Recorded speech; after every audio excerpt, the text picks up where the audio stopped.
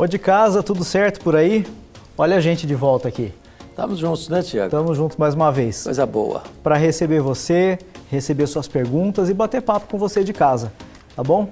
Nós temos 3 perguntas magníficas hoje aqui no programa, muito especiais de verdade. Coisa boa. E eu quero saber o que o pastor Hernandes tem para falar sobre isso tudo. E eu já vou direto para as perguntas, porque eu estou realmente querendo bater papo. Então vamos embora. Com a Leila Ferraz, que mandou e-mail para cá, e ela diz o seguinte, pastor: eu gostaria de saber qual é a mensagem central do Evangelho e como ela se aplica à vida cotidiana. Eu pergunto porque ainda fico confusa quando me perguntam sobre isso.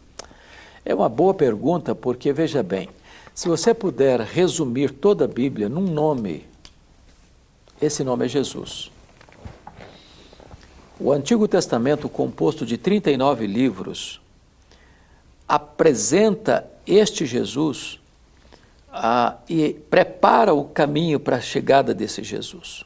Tudo no Antigo Testamento era uma espécie de sombra da realidade que acontece em Jesus. Então, Jesus é a semente da mulher, é o descendente de Abraão, é o cordeiro da Páscoa, é representado pela coluna de nuvem, pela coluna de fogo, ele é representado pelo tabernáculo, pela arca da aliança, pelo templo, pelas festas, pelos sacrifícios, pelo sábado, tudo era sombra dele. Ele, Jesus, era a realidade.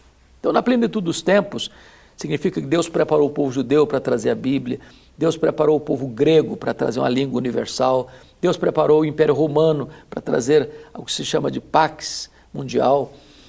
E na plenitude dos tempos, então, Jesus vem. Nasce de mulher, nasce sob a lei.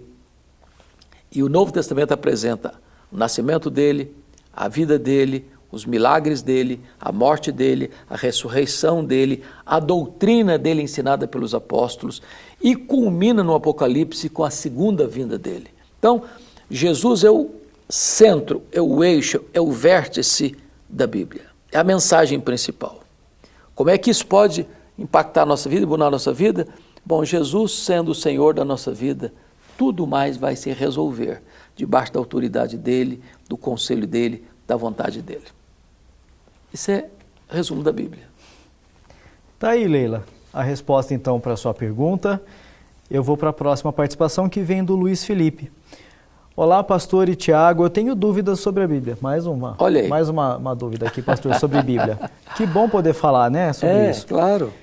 Como podemos entender a relação entre Antigo e Novo Testamento à luz da redenção em Cristo? Olha aí, a resposta quase já foi dada na pergunta anterior, né?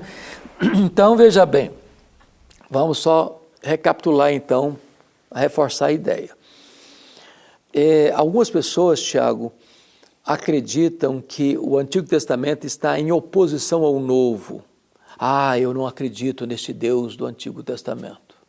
Como se o Deus do Antigo Testamento fosse distinto do Deus do Novo Testamento. Não. O mesmo Deus, só existe um único Deus vivo e verdadeiro, composto de 3 pessoas, o Pai, o Filho e o Espírito Santo. A revelação no Antigo Testamento é progressiva.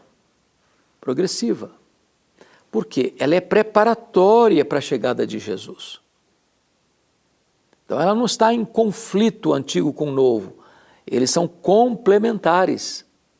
Eu gosto de uma frase de Agostinho de Hipona, quando ele diz o seguinte: o Antigo Testamento, o Novo Testamento está latente no Velho Testamento e o Velho Testamento está patente no Novo Testamento. Ou seja, o Novo Testamento está oculto, latente, no Velho Testamento, e o Velho Testamento está patente, ou seja, claro no Novo Testamento.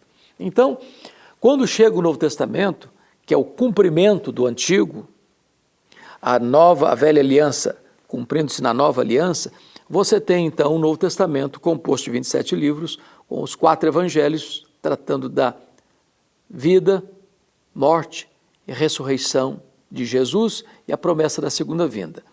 Você tem as epístolas, que é a apresentação apostólica da doutrina de Cristo. E você tem o livro de Apocalipse, retratando para nós a consumação de todas as coisas, com a segunda vinda de Cristo, com o julgamento final, com o estabelecimento de novos céus e nova terra.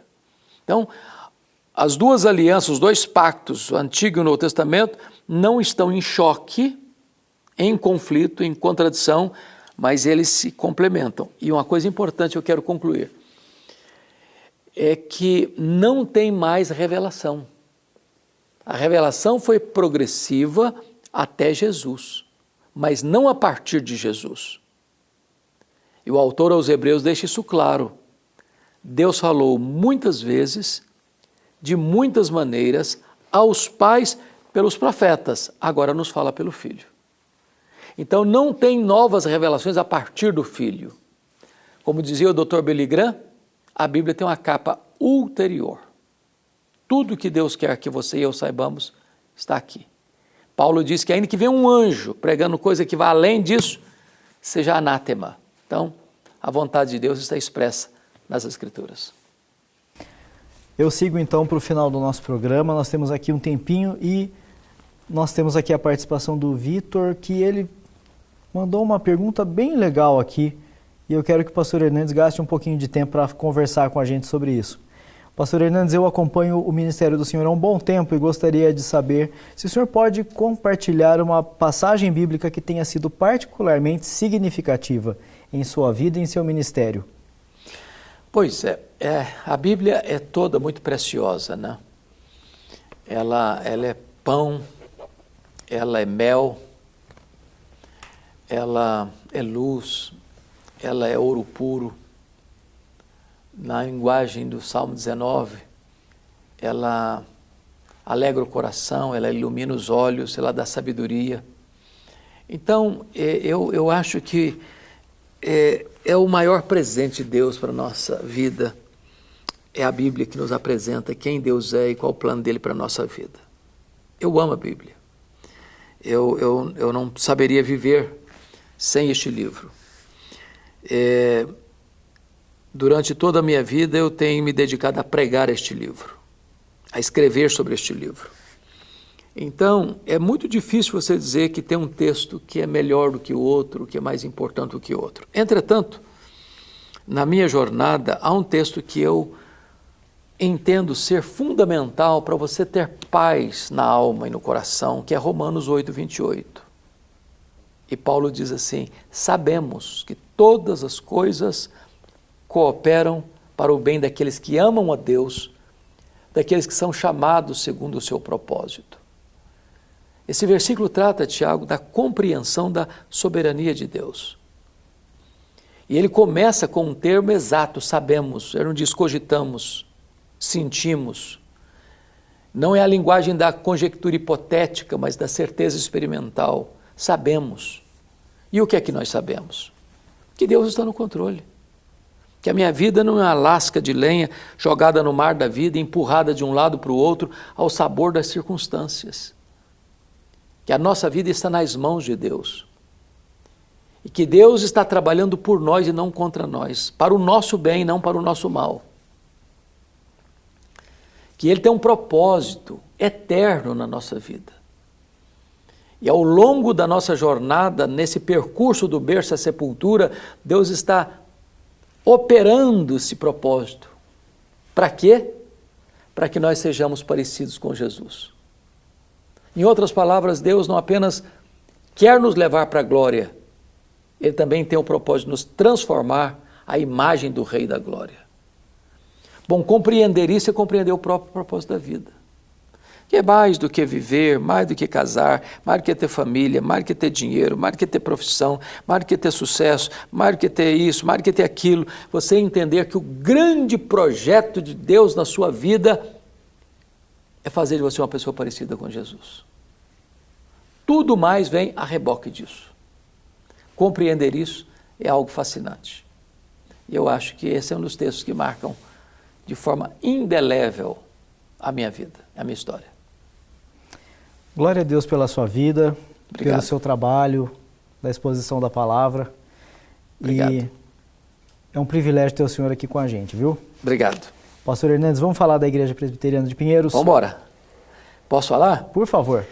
Pois bem, eu sempre faço isso com muita alegria, porque eu tenho a bênção de estar nesta igreja, de ser um colaborador no pastorado desta igreja. ao lado do reverendo Arival Dias Casimiro, que é o pastor titular da igreja. A igreja de Pinheiros é uma igreja empolgante. É uma igreja, Tiago, que tem abençoado pessoas em todo o Brasil.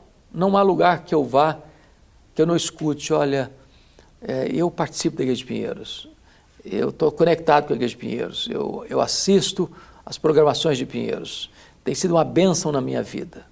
É uma igreja missionária, é uma igreja acolhedora, é uma igreja que investe no socorro aos necessitados, cavando poços no sertão, distribuindo cestas básicas, ajudando na plantação de outras igrejas. É uma igreja que olha não só para a sua comunidade, mas tem olhos abertos para o mundo todo. Então, se você mora em São Paulo, venha nos fazer uma visita. Se você mora fora de São Paulo, você pode acompanhar toda a programação pelo canal do YouTube da igreja, se inscrevendo inclusive, e na IPP-TV, que tem programação 24 horas por dia no ar. E pegando carona aqui com o Tiago, se você ainda não está seguindo o pastor Arival, siga o pastor Arival lá no canal de YouTube dele também, no Instagram dele, @Arival Dias Casimiro, e de carona pode me seguir também, que eu vou ficar feliz. Inclusive, segue o pastor no YouTube dele, que tem um podcast dele, tá com material muito bacana. Graças Só a Deus, convidado, né? Fera, tá bem legal. Tem o podcast do pastor Arival também, então... Extremamente relevante o podcast do Arival, tem entrevistas magníficas lá. Deixa a Netflix um pouquinho de lado, vem pro YouTube, pega o material desses dois pastores, você vai ser muito abençoado, tenho certeza. Gente, obrigado pela sua companhia aqui no Trocando Ideias, viu? Até o próximo programa. Um grande abraço a todos vocês.